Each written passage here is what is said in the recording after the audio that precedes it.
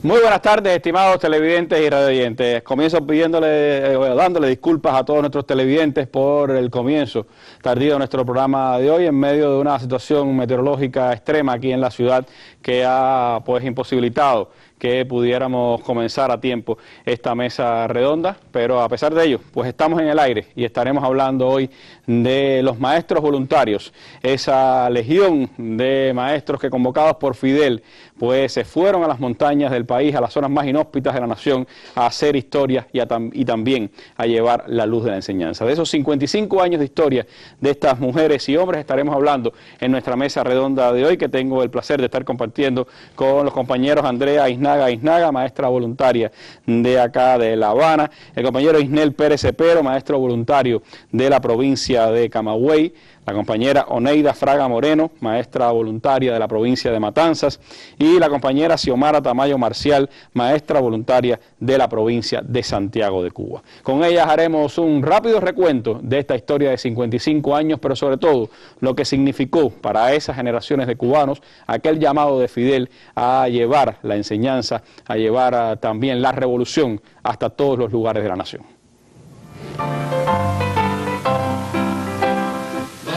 De los montes se abrirán a la verdad, las aulas de los montes nunca más se cerrarán, las aulas de los montes sus maestros vienen ya, y están prestos a enseñar. Vamos, vamos voluntarios, vamos a enseñar, en una mano los libros y en el pecho el ideal. Y los montes que vieron la noche allá, los árboles gloriosos también dieron libertad, los ríos y las plantas nos vendrán a saludar y las obras se abrirán. Vamos, vamos voluntarios, vamos a enseñar, en una mano los libros y en el pecho el ideal. Bueno, todos aquí cantaban ese himno, el himno de los maestros voluntarios, el que los acompañó durante todos estos años y que también es el estandarte de este movimiento convocado por Fidel. Gracias al profesor matancero Reinaldo Chirinos por darnos esta versión hecha en la propia ciudad de Matanzas por el coro de esa ciudad y que es también una recopilación que es parte de todo este esfuerzo por celebrar los 55 años del movimiento de maestros voluntarios. Y en este esfuerzo, por supuesto, que hay que ir a los antecedentes. Me gustaría comenzar hablando con la profesora Xiomara sobre por qué Fidel hace aquel llamado a los jóvenes del país a ser maestros voluntarios, en qué contexto de inicios de la revolución se da este llamado del comandante en jefe. Bueno, en primer lugar hay que decir que nuestro comandante siempre ha tenido la solución para incorporar a las masas al trabajo social y de necesidad para la revolución y el país. De ahí parte la historia de nuestro comandante, pero también la de los maestros voluntarios. Nosotros teníamos antecedentes de la tiranía, del problema que se dio con los ministros que se apropiaron de los fondos del Ministerio de Educación y lógicamente él tuvo que recopilar una serie de compañeros, como eran compañeros rebeldes, compañeros médicos, compañeros maestros que no tenían empleo y que habían muchas aulas sin cubrir y lógicamente él tuvo que crear un departamento para no obstaculizar el trabajo del Ministerio de Educación y desarrollar esta tarea. Primero creó el Departamento de Asistencia Técnica Material Cultural al Campesinado y después una sección que dependía del INRA porque en esos momentos se estaba llevando a cabo se estaba ya gestando el problema de la reforma agraria y de ahí dependía este departamento, era una sección del INRA. ¿Quiénes estaban en esa tarea encomendada por Fidel? En esa tarea estaba el compañero Jorge Manfugás Lavigne, estaba el compañero César, el compañero Enzo Infante, y además estaban otros compañeros que fueron a las 6 provincias que teníamos. En el caso de Pinar del Río, donde usted es natural de allí, estaba el compañero Carlos Sarabia Hernández, que fue el que dirigió toda esta etapa en Pinar del Río. ¿Usted estaba por allá en esa época entonces? Sí, cómo no, yo fui a trabajar allí con él y atendimos todo lo que era la ayuda al campesinado, porque el departamento se llamaba Departamento de Asistencia Técnica Material Cultural al Campesinado. Y lo que sucedía en aquel momento, Xiomara, era que, sobre todo, como usted señalaba, en esas zonas rurales del país, en las zonas montañosas, había muchos niños sin escuela, personas incluso ya jóvenes que nunca habían tenido la posibilidad de la enseñanza. ¿Qué pasa entonces el 22 de abril con el llamado de Fidel? Bueno, en el llamado de Fidel, llama a la juventud. 22 de abril de 1960. Del 60. Llama a la juventud a incorporarse a un cursos de capacitación para poder abrir las aulas en las montañas y en los lugares de difícil acceso, donde se van a Minas del Frío, y allí en unos campamentos pues se empieza la capacitación de todos esos jóvenes que se incorporaron en esos momentos. Ese llamado lo hace Fidel a jóvenes que no eran maestros, que estaban en diferentes tareas en todo el país. Sí, cómo no. ¿Usted cuando aquello estaba en este departamento técnico? Yo estaba en este departamento técnico, ¿Y cómo se incorpora al porque yo tenía la vocación de ser maestro. Yo me había presentado a la normal en Santiago de Cuba y aprobé sin plaza. Aprobé sin plaza y no pude entrar a la normal. Y entonces, lógicamente, voy para Minas del Frío también a capacitarse. ¿Qué pasa? ¿En qué contingente se va? ¿En el primero? Voy en el primero, pero no me dejan pasar el curso en el primero. ¿Por qué? Porque me encontró allí Jorge Manfugás Lavigne, que era el director nacional, y me dijo: caíste de cielo, me hace falta que coja la tarea de inspectora de campamento. Entonces tenía que pasarme 3 días en cada campamento inspeccionando toda una serie de elementos que él me dio, y así, y entonces me quedé y pasé el último curso de capacitación en el Meriño. Sí, el tercer contingente fue que pudo incorporarse realmente a este movimiento. Son 3 contingentes, Isnel. Usted fue muy joven, creo que tenía 16 años cuando se incorpora al movimiento de maestros voluntarios. ¿Cómo fue acogido entre los jóvenes del país ese llamado de Fidel? ¿Cómo funcionaron aquellos 3 contingentes de formación de maestros voluntarios? ¿Y cómo fue la preparación que recibieron allí en Minas de Frío? Randy, el llamado de Fidel impactó, como lo hizo el ejército rebelde, a la juventud cubana. Y cientos de compañeros se incorporaron inmediatamente, tanto aquí en La Habana como en el país completo, que se abrieron oficinas para llenar las planillas correspondientes. Estaba leyendo el periódico Revolución del 25 de abril, que comentaba aquel llamado de Fidel, y decía que de inmediato se sumaron, pero que la primera persona que se incorporó a ese contingente fue Enrique Pineda Barnet, nuestro cineasta destacado y reconocido, quien estaba aquí al frente. Fidel estaba en Telemundo, desde allí hizo el llamado, y Pineda Barnet cruzó la calle, fue hasta Telemundo y se presentó como el primer voluntario para ser maestro en ese llamado de Fidel. Sí, varios quisieron ser los primeros. Entonces se hace el llamado, e inmediatamente ya en abril y en el mes de mayo sale ya uno de los 3 contingentes, porque hay que decir que los 3 contingentes salen en menos de 8 meses, o sea, uno en mayo, uno en septiembre, octubre, y el otro a inicio del año 61. Parece ser que la mucha lluvia que hay hoy en La Habana tiene algo que ver con el primer contingente, ¿no?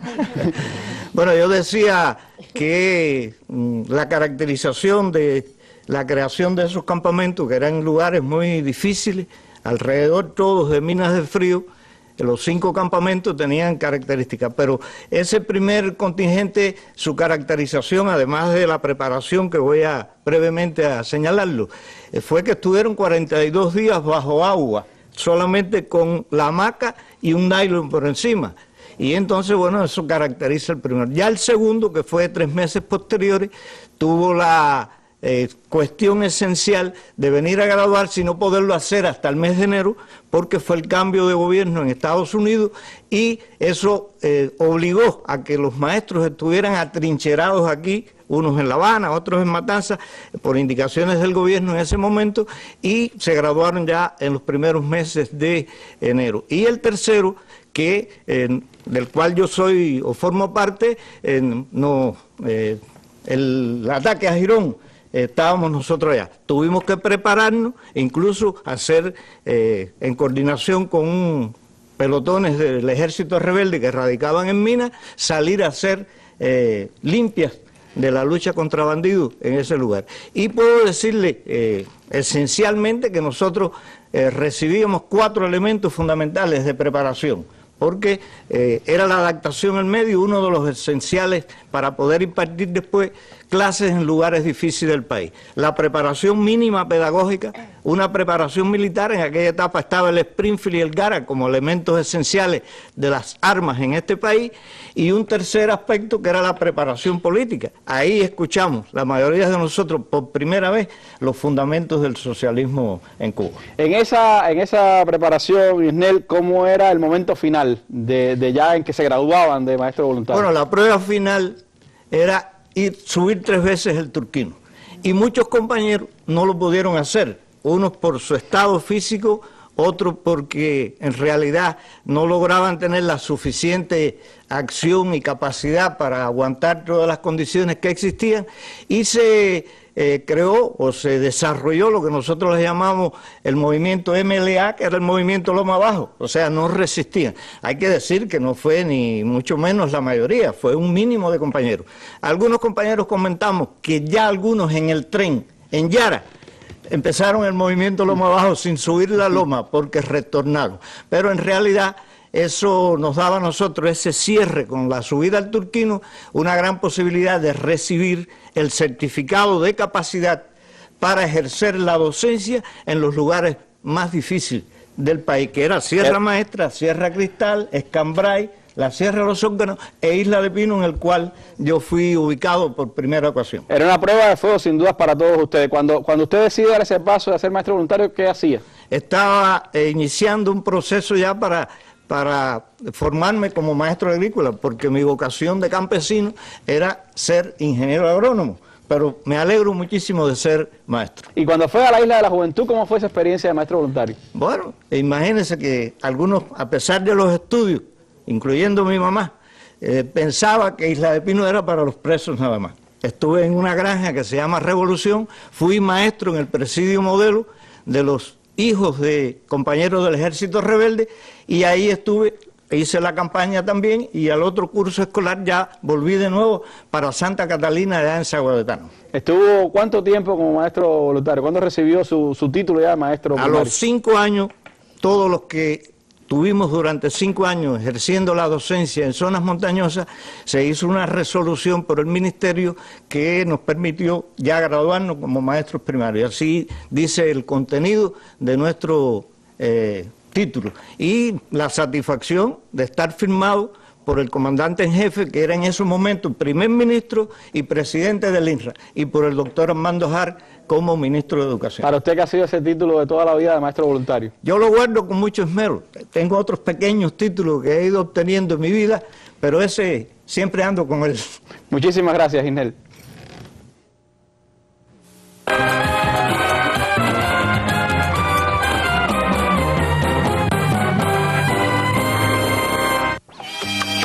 Formada como normalista desde 1955, María Luisa Hernández descubrió un nuevo tipo de magisterio con el triunfo revolucionario.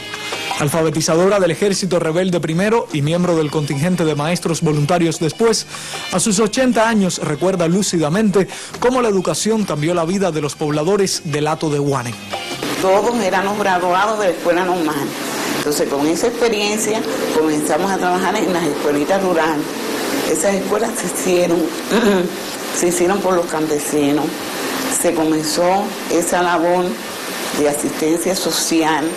Por la mañana se trabajaba con los muchachos de la primaria y tarde y noche se trabajaba con los campesinos en la alfabetización. Llevar los maestros a convivir con los campesinos para extender la instrucción a las zonas rurales era una de las principales aspiraciones del programa del Moncada. Fidel tenía muy claro, desde que definió las transformaciones que había que realizar en este país, de que había que empezar por hacer una revolución educacional. El pueblo fue los analfabetos, pero fueron los que alfabetizaron también. La incorporación de los jóvenes y niños, porque habían casi niños, 12 años un niño, y era la primera vez que los muchachos salían de su casa para hacer una tarea. Fue grandioso. El 22 de diciembre de 1961, maestros voluntarios y brigadistas Conrado Benítez refrendaban marchando el éxito de su cometido. Cuba se declaraba país libre de analfabetismo y la revolución alcanzaba así una de sus más defendidas conquistas. Desde Pinar del Río, Ramón Crespo Hernández, Sistema Informativo de la Televisión Cubana. Bueno, Neida Fraga Moreno, además de ser maestra voluntaria matancera, es la hermana del mártir revolucionario René Fraga Moreno. Y es un placer tenerla aquí con nosotros esta tarde en la mesa redonda. Neida, ¿cuándo entra usted al contingente? ¿Es en el primer contingente en el que se incorpora? ¿Qué hacía entonces usted? Yo estaba estudiando segundo año de la Escuela de Maestros Primarios. ¿En segundo año? Cuando llego el 23 a la escuela era un alboroto. Mi hermana y yo pertenecíamos a la asociación de alumnos. Y todo el mundo nos decía, ¿y ustedes no se van a ir? 23 de abril de 60. Ustedes no se van a ir, parece esta mentira. Sinceramente, mi papá era una persona, yo digo que soy hija de viejo, porque mi papá ya estaba con bastantes años. Y entonces le digo a mi hermana cuando salimos de la escuela, ¿qué hacemos? Y ella me dice, yo no hablo con él, mira, a ver tú. Cuando yo llego, le digo, papi, mira, hay esto, queremos ir para. Dice que ustedes quieren ir. Bueno, vayan, pero les voy a decir una cosa, procuren no virar hasta que no terminen. ¿Y se fue para ese primer contingente? Nos fuimos en ese primer contingente, inclusive en los últimos días mi hermana cogió hepatitis, estuvo ingresada en el Hospital Militar de Minas del Frío, hasta que allí los médicos determinaron que no podía seguir ahí. Mi hermana no quería bajar porque no quería ser desertora. ¿Y era dura esa preparación? Bastante. Ahí se pasó bastante ese primer contingente porque, bueno, era... Mucha lluvia y mucho trabajo. Sí, esos 42 días de lluvia, esos fueron bastante, porque nos quedamos en los campamentos sin alimentos, porque no se podía ir a Minas del Frío a buscarlo. Por la lluvia. Por la lluvia y el peligro de las lomas como estaban, porque nosotros estábamos en el campamento de Roble. Y entonces, bueno, ahí empezamos hasta que se terminó lo que quedaba, que eran latas de sardinas y salchicha. Una lata de sardinas para 3 alumnos, imagínense, la suerte que eran las sardinas grandes, las latas esas que... Y así fue que determinaron hacer la evacuación. Cuando me están evacuando, yo tengo un pie en una piedra, pero cuando levanto para irme para el otro lado, cruzar, la corriente me lleva, o trata de llevarme, yo estoy aguantada de la soga. Yo lo único que oía que me decían, no te sueltes, no te sueltes, no te sueltes. Pero no me podían sacar y cada vez que yo hacía así, lo único que sacaba era la cara, no me podían coger. Y uno de los viajes, me cogen por aquí por el cuello con ropa y todo el mundo y me pusieron en la otra orilla. Entonces, cuando vengo a ver, tenía toda la mano ensangrada porque era una soga nueva. Y de tanto apretar la mojada, sí, había ensangrentado. Me ensangrenté todo. Bueno, pero Neida no se rajó. No. Y subió el turquino. Y subí el turquino y por el turquino todavía estoy padeciendo en una rodilla porque el médico me dijo, no puedes subir. El pañuelo que tenía en la cabeza me lo quité, me lo enrollé en la rodilla y me fui para la segunda subida y la tercera. Extraordinario. Y así empecé a trabajar en septiembre del año 60. Yo fui ubicada en el municipio de Niquero. Fue hasta Niquero, la pusieron allá a trabajar. Desde Matanza, se graduó en Minas del Frío y fue a trabajar a Niquero. Niquero es un cuartón que se llamaba, no sé, Los Quemados. Ahí bastante, porque me dejan así en la punta de la loma y me dicen, tú ves el techito que brilla allá atrás. Llega allí y dice que tú eres la maestra, me quedo en la punta de la loma aquella, y aquel jeep sube y baja, y cuando yo perdí el jeep, empiezo a caminar a buscar el techito y el techito no se acerca y el techito no se acerca. Llego a la casa, me encuentro al campesino y le digo, yo soy la maestra que vengo a trabajar para acá. Y me dice, ¿y por qué usted llora? Digo, no, yo no estoy llorando, ese es el polvo del camino que me tiene alterado los ojos. Y ahí estuve hasta que se determinó. ¿Cuántos niños atendí ahí?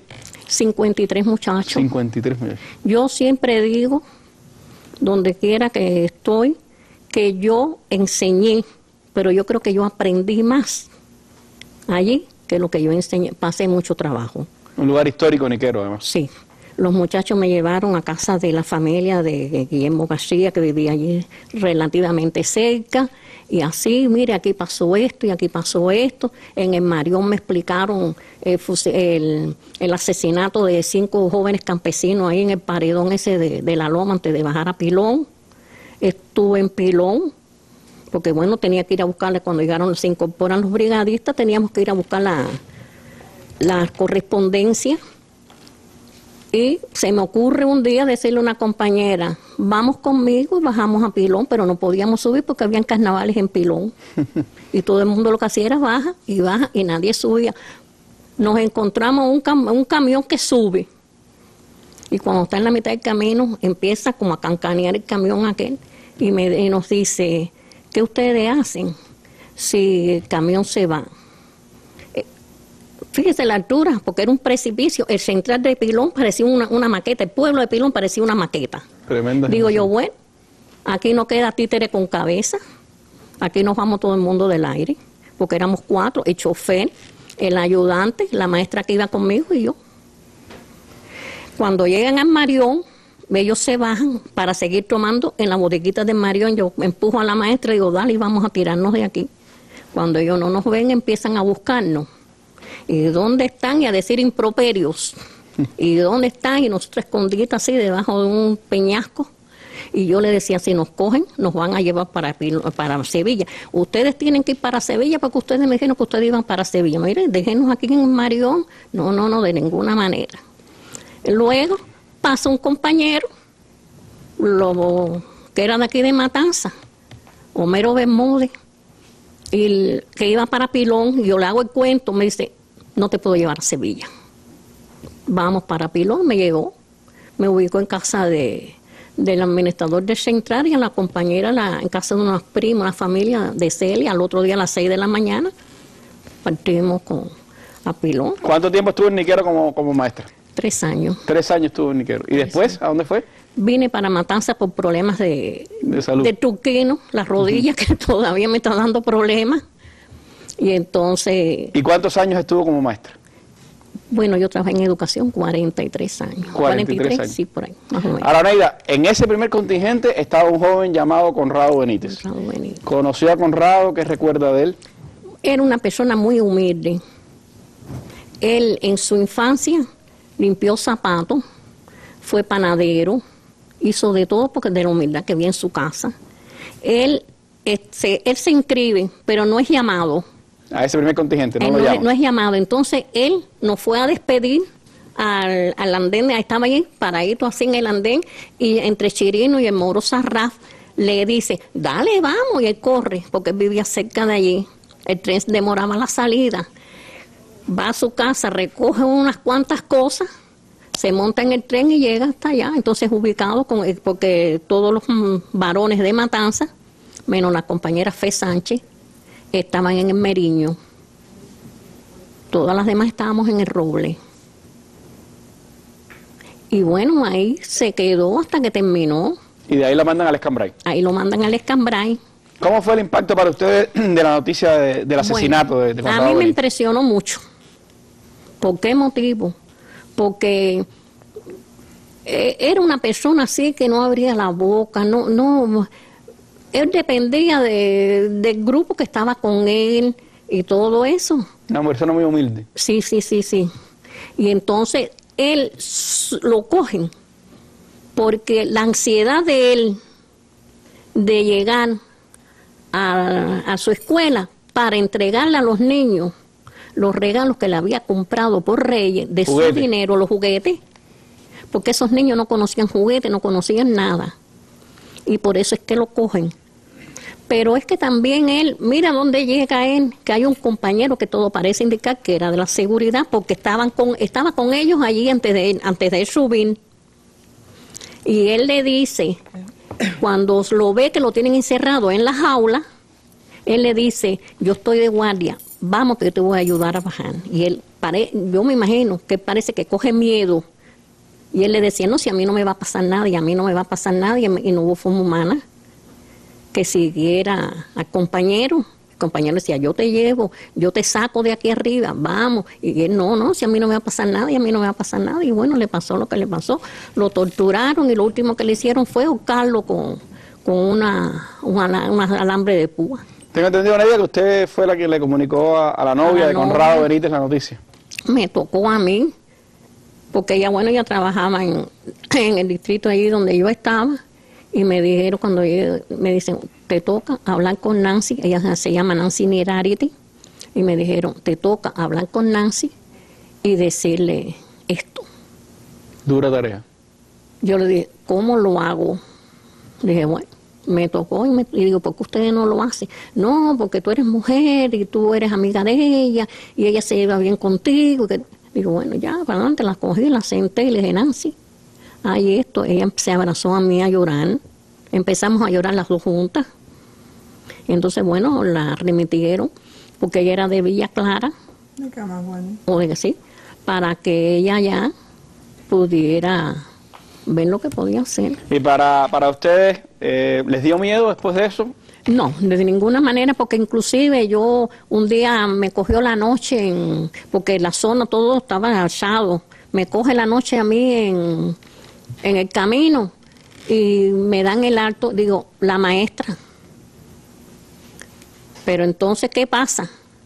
Que me llevan al puesto de mando. A mí nadie me conocía allí, porque era por la parte de Sevilla. A mí nadie me conocía allí. Y no, que entonces llega un muchacho que estaba haciendo allí la guardia con él, dice, sí, ella es la maestra del aguacate. Y entonces me dice el compañero, mire, cuando usted le coja la noche, se queda donde le cogió la noche, no camine más. Y si le coge la noche por el camino, usted no diga más que la maestra, usted dice una mujer, porque nosotros estamos aquí, porque esto está rodeado de asados. Pero como decía Fidel, la muerte de Conrado fue por pobre, por negro y por maestro. Y por maestro. Eso fue lo que no le perdonaron a aquellos bandidos. Por eso mismo. Para usted haber sido maestra voluntaria, ¿qué significó? Mucho. Una responsabilidad, una experiencia que yo nunca pensé que yo pudiera hacer. ¿Nunca se arrepintió de aquel paso que dio? No, ni me arrepiento tampoco a esta altura. Muchas felicidades y muchas gracias, Juan Ello. No, por nada.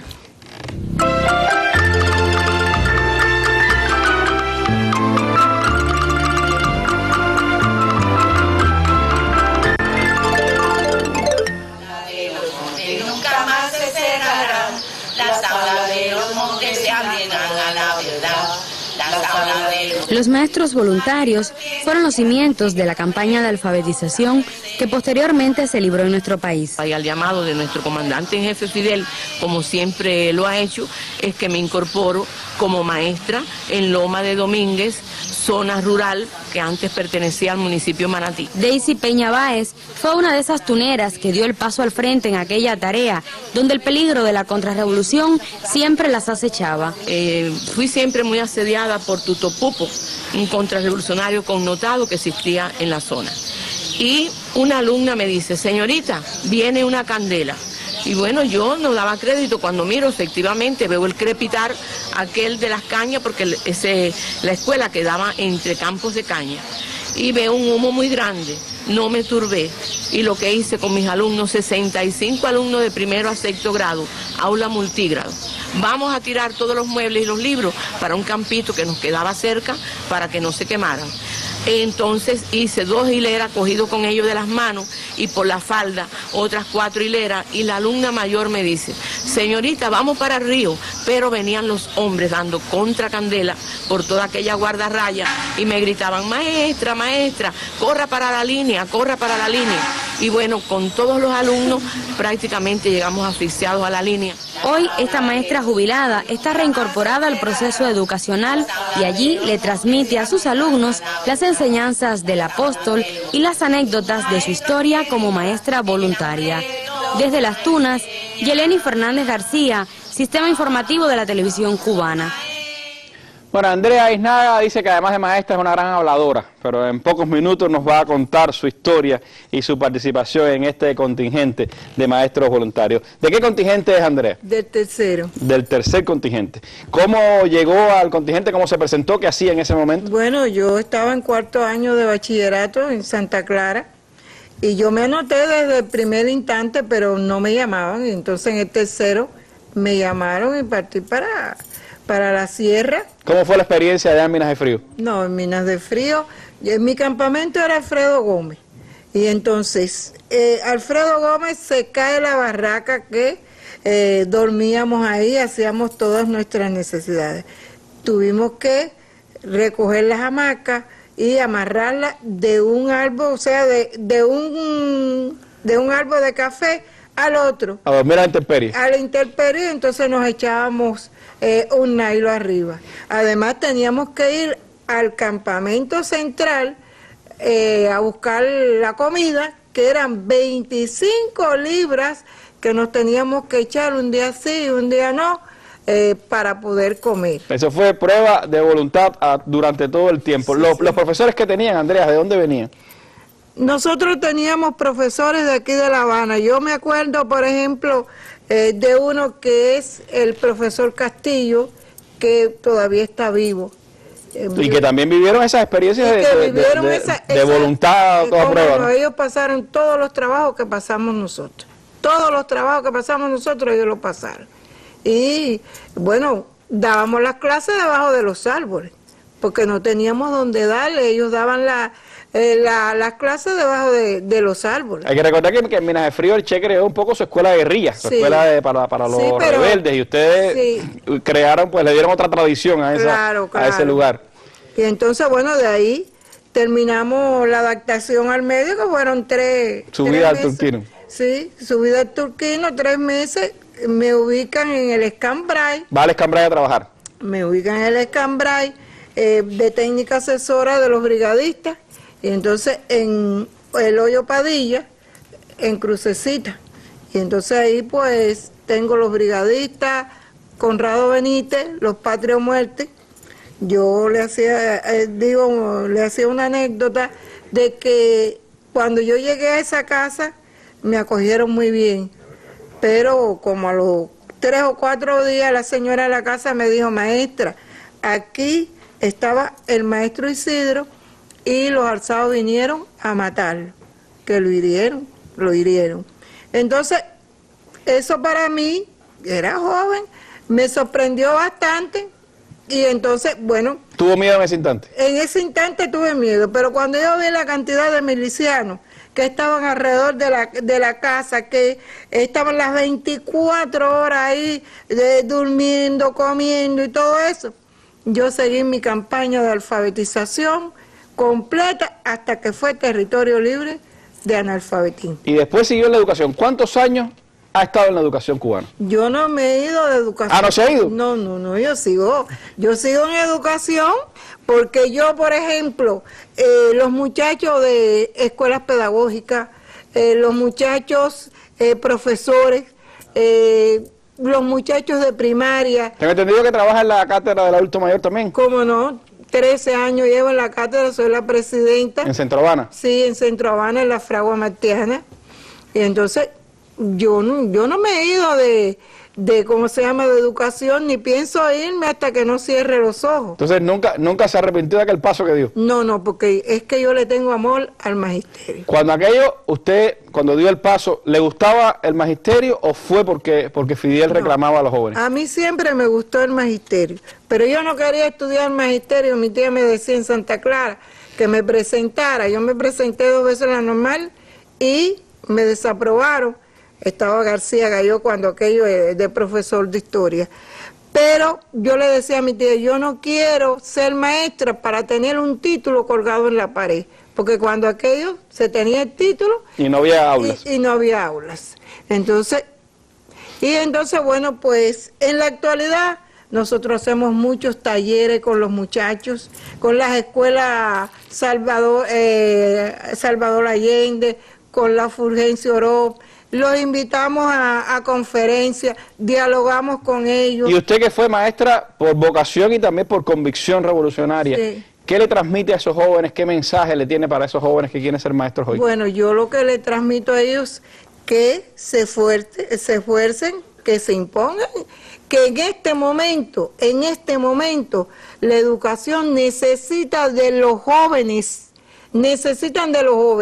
y ellos están preparados para eso. Ellos no están como nosotros, que fuimos a dar clases sin estar, ellos están preparados para eso y pueden hacer una labor muy buena en nuestro país que lo necesita.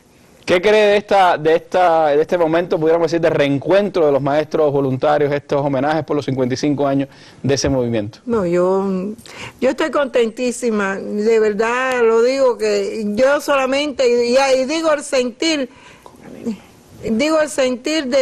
de todos mis compañeros, muy contentos estamos, nunca se nos había hecho, y estamos contentísimos de toda esa atención que han tenido con nosotros, por lo menos que la historia permanezca, que perdure la historia de los maestros voluntarios, y que sirva para las nuevas generaciones, que nosotros estamos dispuestos a dar todo lo que sea necesario para que ellos puedan ser unos buenos maestros. Y yo cuando digo maestro, el maestro es más importante que el profesor. Maestro es más importante que el profesor, porque ahí está toda la metodología, ahí están todos los procedimientos, ahí está cómo se educa a los muchachos. Esa historia que ustedes escribieron, esa historia que hace 55 años comenzó, el 22 de abril de 1960, cuando Fidel llamó a los jóvenes a sumarse como maestros voluntarios para ir a las montañas y a las zonas intrincadas del país, es una historia que la pedagogía cubana no puede olvidar jamás. Es una herencia que las nuevas generaciones de maestros y profesores del país tienen siempre que tener presente, y significa cuánto la juventud cubana entregó por convicción revolucionaria al desarrollo de esta nación y al desarrollo de sus nuevas generaciones. Estos 4 hombres y mujeres que me han acompañado hoy, que han hecho en breve síntesis esta historia de entrega y de dedicación a la enseñanza, son un ejemplo de lo que nuestros padres, de lo que las generaciones anteriores nos legaron y que nosotros debemos también transmitir a nuestros hijos. Felicidades a ustedes por lo que hicieron, felicidades a los muchos como ustedes que formaron parte de esa legión de maestros voluntarios y que sigan sirviendo de ejemplo a las nuevas generaciones de educadores cubanos. Me despido con ese himno que fue bandera de combate de esta generación de maestros cubanos que siguen enseñándonos todos los días cómo hacer revolución. Felicidades y muy buenas noches. Gracias. Las aulas de los montes se abrirán a la verdad, las aulas de los montes nunca más se cerrarán, las aulas de los montes sus maestros vienen ya, que están prestos a enseñar. Vamos, vamos voluntarios, vamos a enseñar, en una mano los libros y en el pecho el ideal. Los picos y los montes que vieron la lucha ya, los árboles